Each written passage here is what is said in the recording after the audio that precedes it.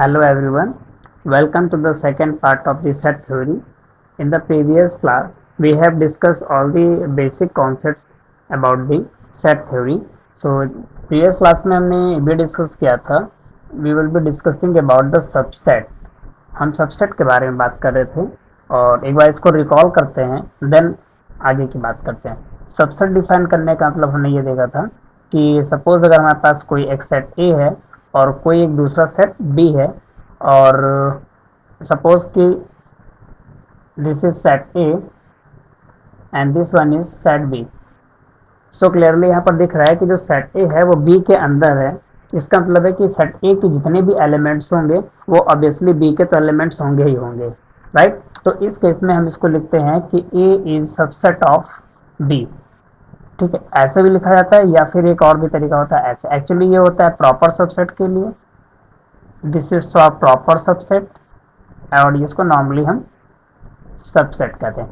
Proper subset का मतलब ये होता है कि A is said to be the proper subset of B if B has at least one element. मतलब B के पास कम से कम एक एलिमेंट ऐसा हो. सपोज यहाँ पर B के पास कम से कम एक एलिमेंट ऐसा हो जो कि A में ना हो, then this is called the proper subset. Proper subset कहलाएगा. ऑब्वियसली प्रॉपर सबसेट ही ज़्यादातर होता है. अब हम एक बात इसमें डिस्कस करेंगे सबसेट की कुछ इंपॉर्टेंट कॉन्सेप्ट्स को, जैसे कि एक होता है पावर सेट. ठीक है, पावर सेट के बारे में बात करेंगे कि जैसे अगर हमारे पास कोई एक पावर सेट का कॉन्सेप्ट ऐसे होगा कि जैसे सपोज एक मिनट इसको हम एक एग्जांपल से पावर सेट के कॉन्सेप्ट को स्टार्ट करते हैं. पावर सेट क्या होता है? सपोज कि हमारे पास कोई एक सेट है जिसके पास एलिमेंट्स ले गए हैं 1 2 3 4. सपोज कि इस सेट में हमारे पास 4 एलिमेंट्स हैं. ठीक है, तो अब हम ये देखते हैं कि हम कितने सबसेट बना सकते हैं, यानी कि कितने पॉसिबल सबसेट्स हैं जो कि हम ए के बना सकते हैं, यानी पॉसिबल सबसेट्स. पॉसिबल सबसेट्स, तो इनके पॉसिबल सबसेट्स कौन से हैं? एक तो ए ही है, क्योंकि एक प्रॉपर्टी पढ़ा था कि हर एक सेट जो होता है वो खुद का सबसेट होता है. Every set is the subset of itself. अब इसको देखते हैं फिर से. तो एक तो सबसेट हम इसको ले सकते हैं 1 2 3 4. एक सबसेट ये पॉसिबल है. और एक सबसेट पॉसिबल कौन सा है? एक हम ऐसा इसका एक एक एलिमेंट अगर हम टेक करें, जैसे एक एलिमेंट मैंने 1 ले लिया और 2 ले लिया, 3 ले लिया और 4 ले लिया. एक सिंगल एलिमेंट्स को लेकर के ये सबसेट बना लिए. दूसरा, अगर हम दो दो एलिमेंट को लें तो जैसे 1 2 ले लिया मैंने और 1 3 ले लिया और 1 4 ले लिया. तो दो दो एलिमेंट्स को लेकर के मैंने 1 के साथ में एलिमेंट बनाया. अभी ये पॉसिबिलिटी किसके साथ बची है? 2 के साथ में. इट मीन्स 2 3 की एक पॉसिबिलिटी है कि एक एलिमेंट 2 और एक एलिमेंट 3. ऐसा एक पॉसिबल है हमारे पास. और 3 4 पॉसिबल है. और बाकी तो सब हो चुके हैं. 1 2 2 3 भी हो चुका है. तो 1 को मैंने फिक्स किया, सभी एलिमेंट्स को ले लिया. 2 को मैंने फिक्स किया तो 2 के साथ 1 का कोई मतलब ही नहीं, क्योंकि 1 2 and 2 1 are consider to be same. So 2 3 एक सबसेट पॉसिबल है. और फिर 3 को अगर फिक्स करते हैं तो 3 और 1 हो चुका है, 3 और 2 यहाँ पर हो चुका है. तो पॉसिबल केवल 3 और 4 है. और सारे, अच्छा ये तो दो दो एलिमेंट्स हो गए. अब तीन तीन एलिमेंट्स को लेकर के अगर हम सबसेट बनाए तो जैसे 1 2 3 ये पॉसिबल है. और क्या पॉसिबल है? 2 3 4 ये पॉसिबल है. और क्या क्या बन चुका है? 1 2 3 हो चुका है, 2 3 4 हो चुका है और 1 3 4 हो सकता है, 1 3 4. तो एटसेट्रा और भी जितने भी सबसेट पॉसिबल. तो कहने का मतलब ये है कि अगर हमारे पास कोई एक सेट है तो इस केस में हमारे पास जैसे सेट की कार्डिनलिटी कितनी है? कार्डिनलिटी का मतलब होता है नंबर ऑफ एलिमेंट्स. तो 1 2 3 एंड 4, इसका मतलब सेट की कार्डिनलिटी कितनी है? 4 है. तो हम इसमें से कितने सबसेट बना सकते हैं, यानी कि जितने भी पॉसिबल सबसेट्स हैं इन सभी सबसेट का एक कलेक्शन बनाएं. ये पूरा एक क्या हो गया? इनके सभी पॉसिबल या और भी जो भी होंगे उनके सभी सबसेट का एक कलेक्शन है. तो उस कलेक्शन को यानी उस सेट को क्या कहा जाएगा? Power set. तो पावर सेट का मतलब क्या है? पावर सेट का मतलब है, इसको कैसे कह सकते हैं? It is the collection. Collection या फिर एक तरीके का ये भी सेट ही है, collection of all possible subsets of set ए।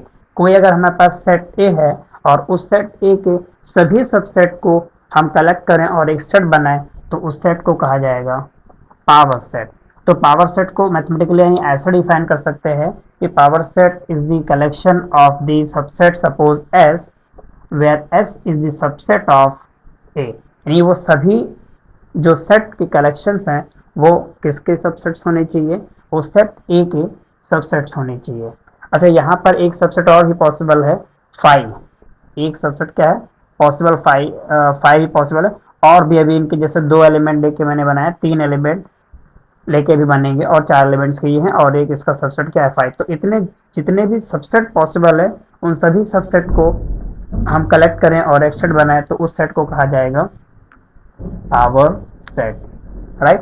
अब अगली एक थ्योरम है जिसमें हम ये देखेंगे कि अगर हमारे पास कोई एक सेट सपोज ए है और जिसकी कार्डिनैलिटी n है, मीन्स कि उस सेट के अंदर n एलिमेंट्स हैं, तो हम ये देखेंगे कि उसके कितने सबसेट बन सकते हैं।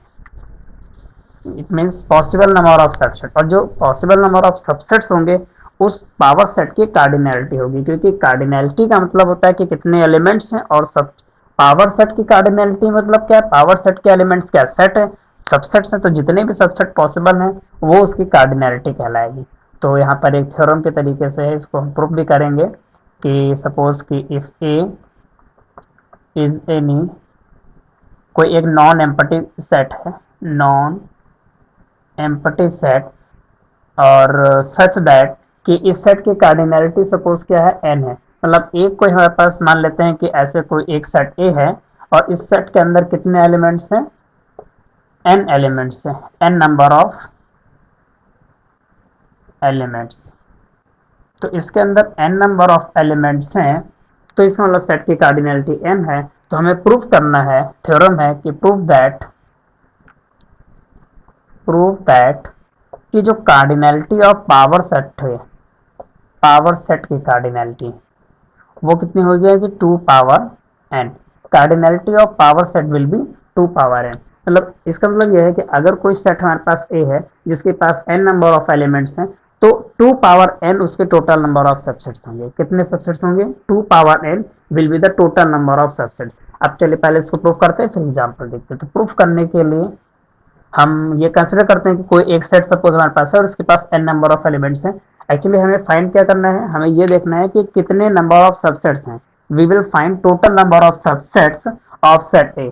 तो इसको फाइंड करने के लिए हम देखते हैं कि क्या क्या पॉसिबिलिटी है सेट की, ठीक है। तो पॉसिबल सबसेट्स को हमें क्या करना है, एक्चुअली देखना है तो काउंट ही करना है, सभी सबसेट्स को काउंट करना है। तो कौन कौन से पॉसिबल सबसेट्स हैं, तो सबसे पहला तो एक सबसेट है इसका सबसेट विद नो एलिमेंट्स। क्या पढ़ा था हम लोगों ने कि एक सेट सबसेट होता है 5, 5 के पास कोई एलिमेंट नहीं है, no element, this is void set, it means no element. इसको 5 कहा जाता है, यानी एम्प्टी सेट कहा जाता है। And 5 is the subset of every set. इसका मतलब एक सबसेट तो 5 हमारे पास पॉसिबल है इसका, क्योंकि 5 सभी सेट का सबसेट होता है। अब हम एक तो सबसेट ये हो गया। अब नंबर ऑफ सबसेट्स, अब अगर हम एक काम करें कि एक एक एलिमेंट्स को लें तो कितने सबसेट बनेंगे, मतलब number of subsets taking one element of set, मतलब सेट के एक एक एलिमेंट्स को लेकर, जैसे भी प्रीवियसली हमने बताया था। तो एक एक सबसेट्स को अगर हम लेंगे तो number of subsets with one element, तो कितने सबसेट पॉसिबल होंगे। अब इसको फाइंड आउट करने के लिए हम एक कॉन्सेप्ट यूज करते हैं कॉम्बिनेशन का। एक चैप्टर है 11th में ही, कॉम्बिनेशन एंड परमुटेशन का डिस्कस करेंगे, चैप्टर आएगा। कॉम्बिनेशन में ये होता है, एक ब्रीफली देख लेते हैं कि अगर हमारे पास suppose n number of distinct objects हैं, n number of distinct objects हैं, और r नंबर ऑफ ऑब्जेक्ट्स को हम एक साथ लेकर के कितने कलेक्शंस बना सकते हैं, वो हमें कॉम्बिनेशन से पता चलता है। तो उसका फॉर्मूला होता है NCR। NCR का मतलब total number of collections taking r elements out of n elements. तो ये फॉर्मूला होता है factorial n upon factorial r n minus r factorial. तो n total number of distinct elements या ऑब्जेक्ट्स हैं, और उसमें से एक एक एलिमेंट्स को लेकर के हमें क्या बनाना है, सबसेट बनाना है तो कितनी पॉसिबिलिटी है कलेक्शन की, यानी NC1 और टेकिंग R एलिमेंट्स हैं यहाँ पर 1।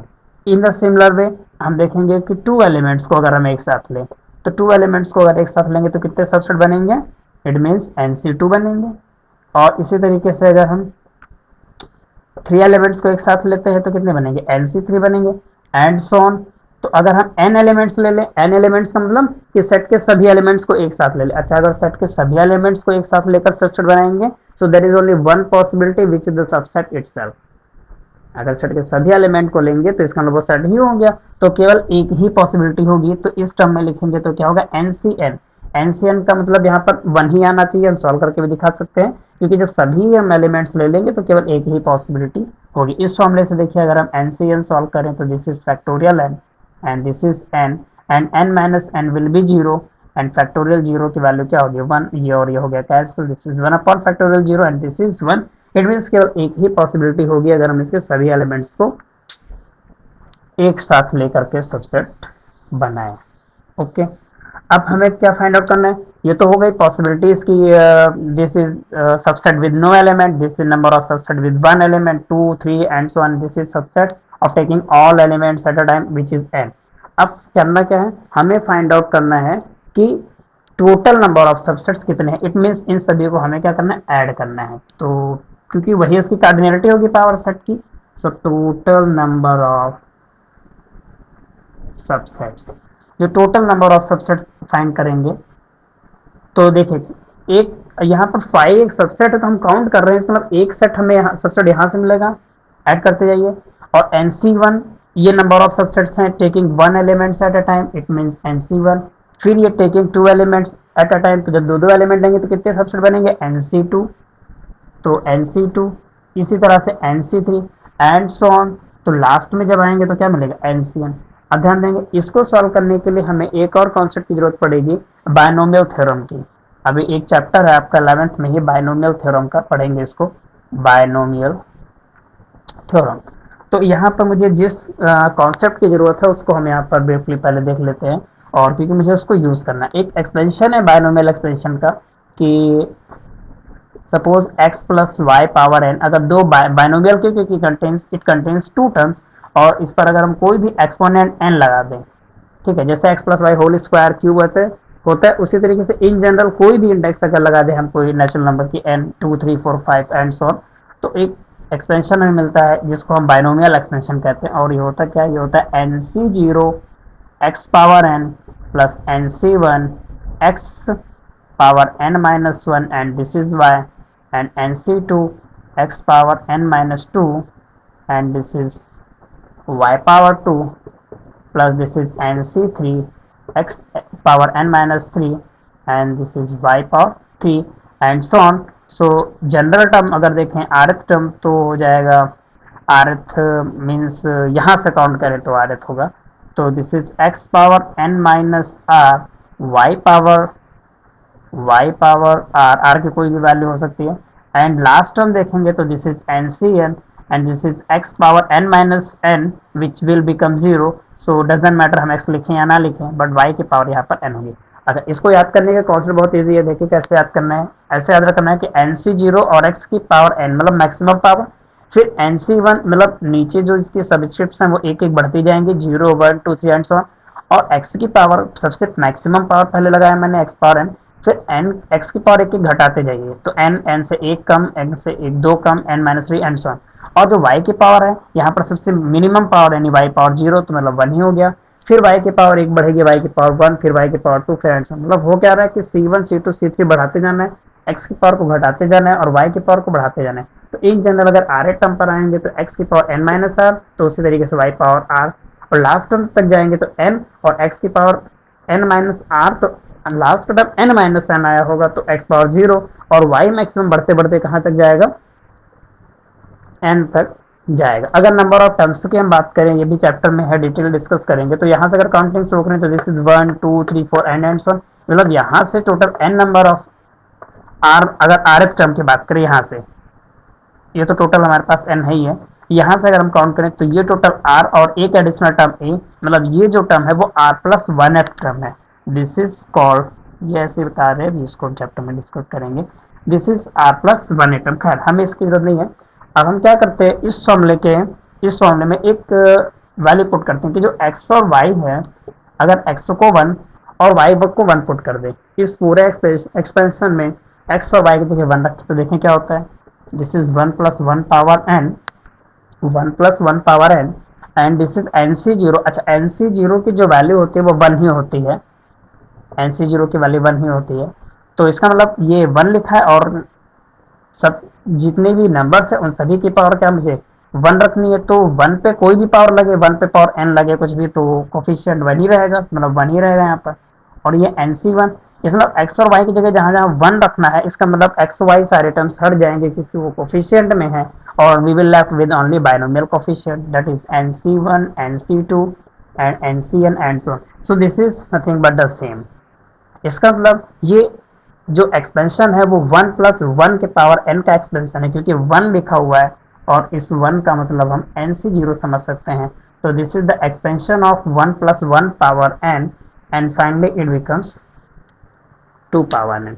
इसका मतलब ये हुआ कि this is cardinality of the power set, यानी किसी भी सेट के पास अगर एन एलिमेंट्स होंगे तो उसके टोटल नंबर ऑफ सबसेट्स क्या बनेंगे, टू पावर एन। ओके, अब चलिए एक एग्जांपल से इस रिजल्ट को हम वेरीफाई करके देखते हैं।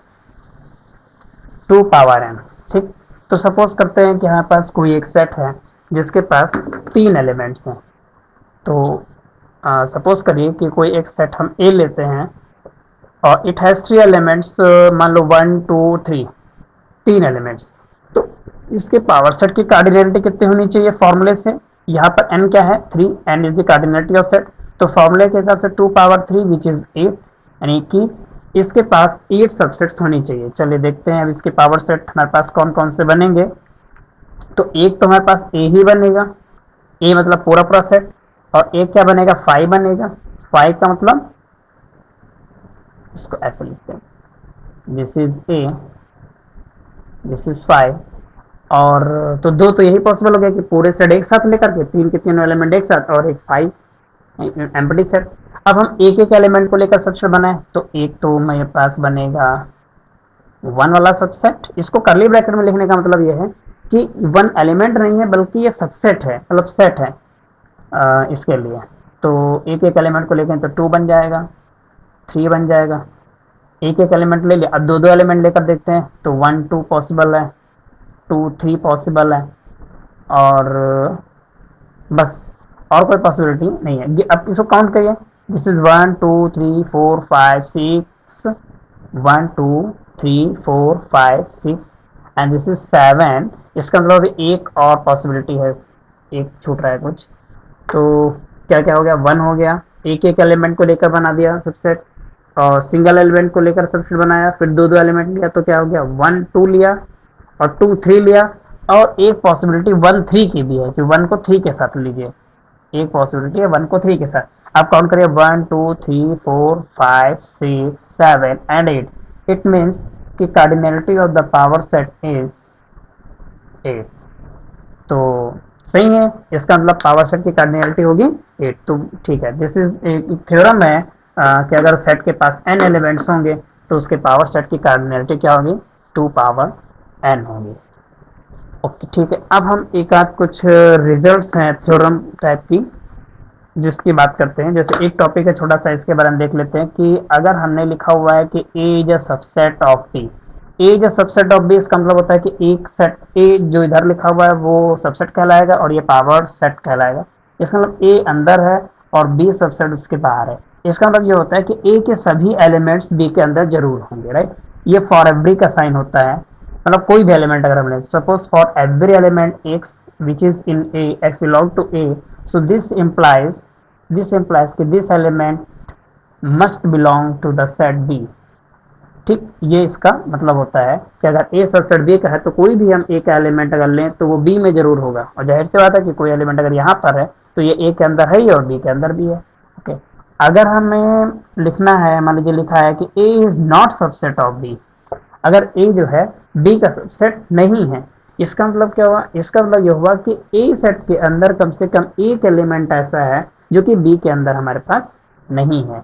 इसका मतलब यह हुआ कि देयर एग्जिस्ट का साइन ये होता है, this is the sign of there exist, या फिर हम इसको लिखें तो ऐसे लिखेंगे, there exist at least one element. अगर एक भी एलिमेंट, एक से ज्यादा या दिक्कत नहीं, लेकिन अगर एक भी एलिमेंट हमारे पास ऐसा मिल गया एक्स जो कि ए में तो है बट वो एलिमेंट बी के अंदर नहीं है, तो इसका मतलब क्या हो जाएगा कि वो जो सेट है ए वो बी का सबसेट नहीं कहलाएगा। ठीक है, बी का सबसेट नहीं कहलाएगा। तो ये तो कुछ हो गया example concept.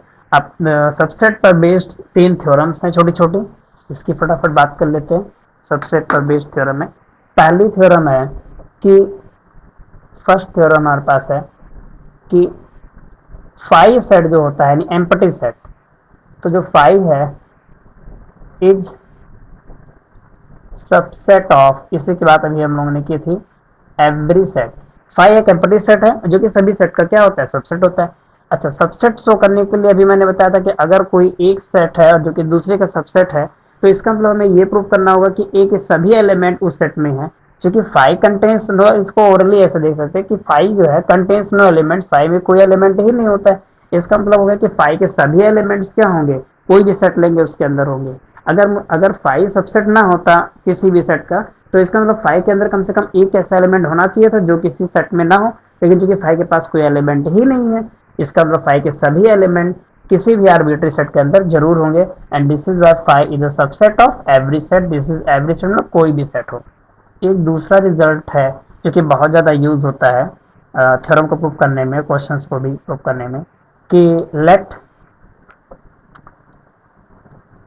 A and B, ए और बी मान लेते हैं कोई दो नॉन एम्पटी सेट्स हैं, non empty sets.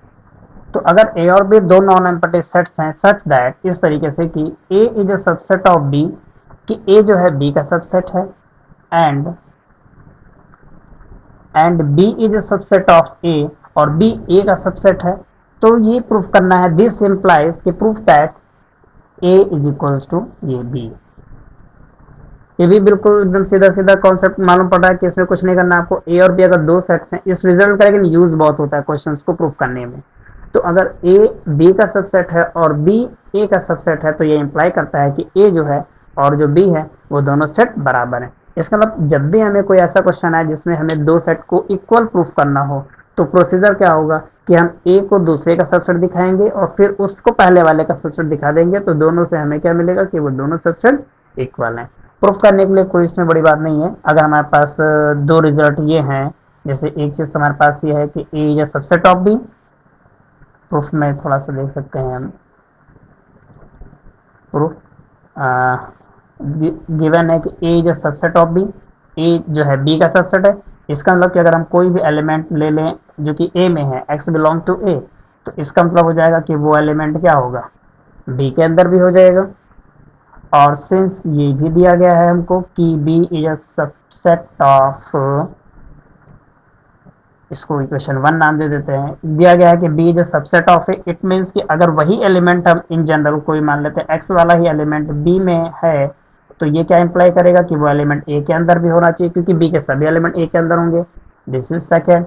Now from 1 and 2 अगर देखें, फ्रॉम 1 एंड 2 देखें, तो x एक जनरल एलिमेंट है जो कि b के अंदर भी है और वही जनरल एलिमेंट a के अंदर भी है। इसका मतलब कि ये दोनों जो सेट्स है वो क्या है, इक्वल है।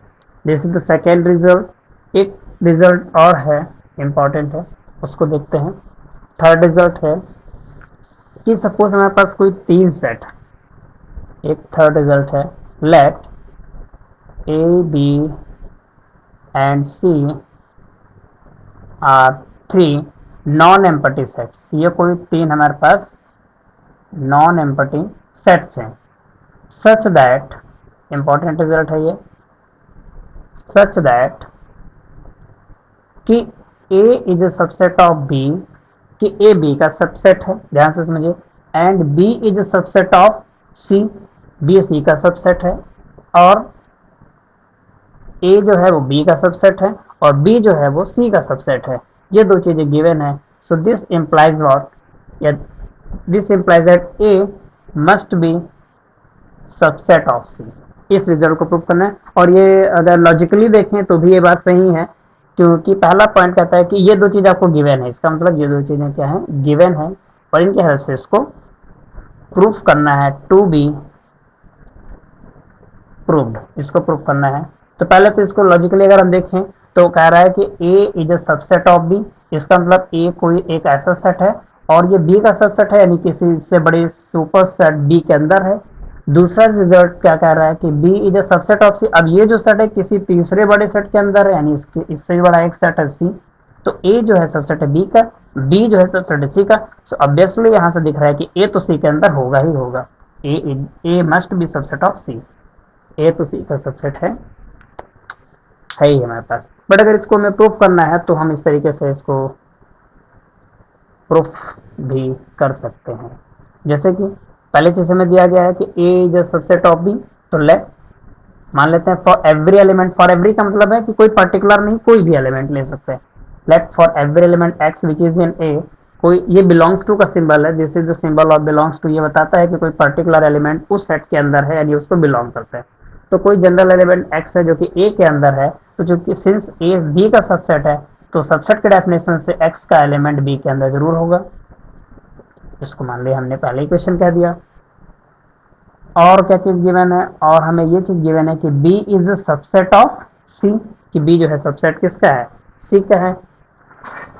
देन अब मैंने वहां पर फर्स्ट से क्या पता चल रहा है कि एक x ऐसा एलिमेंट है जो कि b के अंदर है, तो since x is in b, it means x जो है एलिमेंट b में है, so by the definition of subset it implies that x must belong to the set c because b is the subset of c and this is given।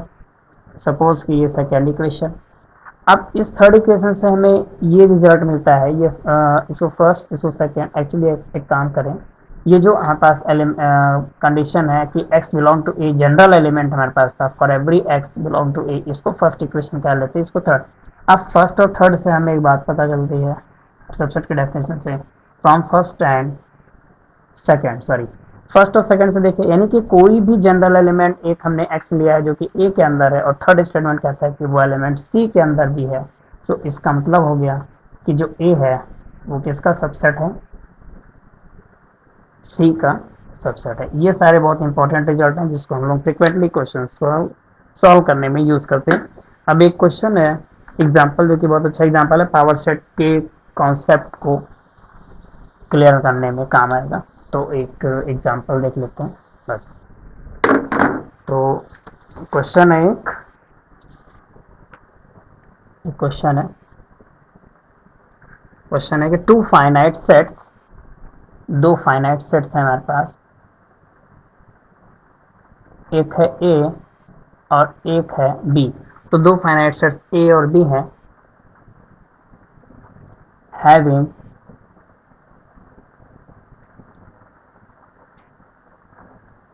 m and n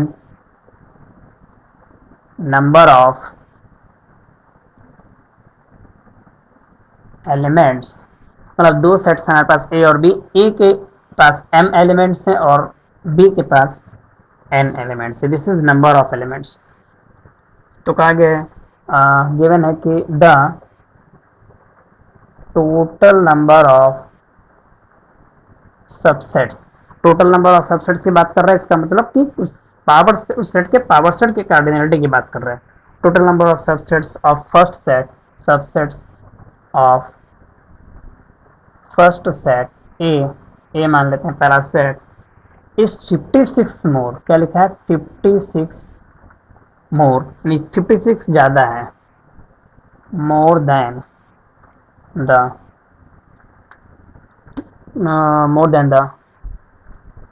total number of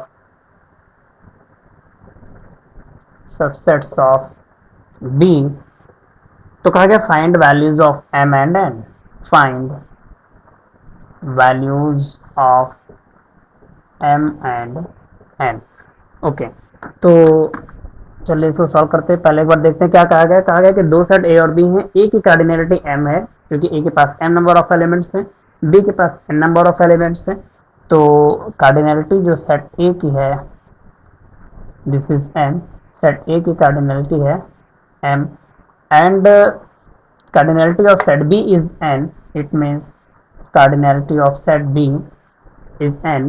फिर कहा गया total number of subsets of first set ए, यानी कि total number of subset, इसका मतलब ए वाले set की power set की जो कार्डिनलिटी है वो 56 मोर यानी कि ज्यादा है किससे, cardinality of power set of set B. इसका मतलब हुआ कि अगर हम कार्डिनलिटी पावर सेट ए की बात करें तो this is equal to cardinality of power set B plus 56। ये कह रहा है ए के पास जो टोटल नंबर ऑफ सबसेट्स हैं, टोटल नंबर ऑफ सबसेट्स का मतलब इसके पावर सेट की cardinality, so this is 56 more than cardinality of power set of set B. तो इसको ऐसे लिखेंगे, इसका यही मीनिंग है स्टेटमेंट का।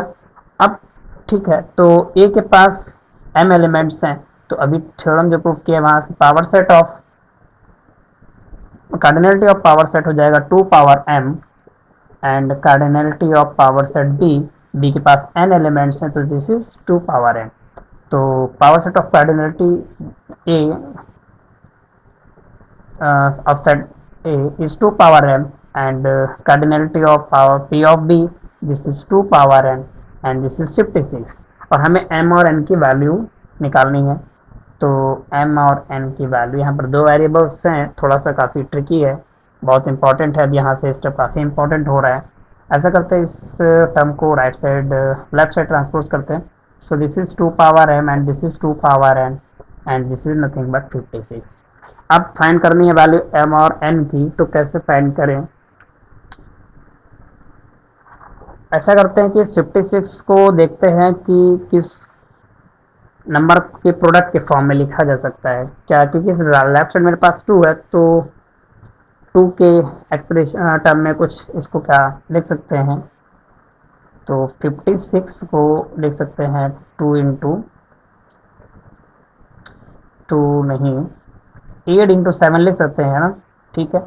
8 को लिख सकते हैं 2 पावर 3 और दिस इज 7, इसके बाद 2 की पावर, ऐसा करते हैं, चलिए ठीक है, ऐसा कर रहे हैं। तो इस एक्सप्रेशन में 2 पावर n को कॉमन कर लें, तो जब यहाँ से 2 पावर n कॉमन करेंगे तो यानी यहाँ तो 2 पावर n है नहीं, तो डिवाइड में जाएगा और एक्सपोनेंट ऊपर ले जाएंगे नेगेटिव, तो ये हो जाएगा 2 power m minus n and this is -1 and this is 56, और इसको लिख लेते हैं 2 पावर 3 इंटू 7। अब ऐसा करते हैं, इसको इक्वेट करके वैल्यू हम फाइंड आउट करने की कोशिश करेंगे।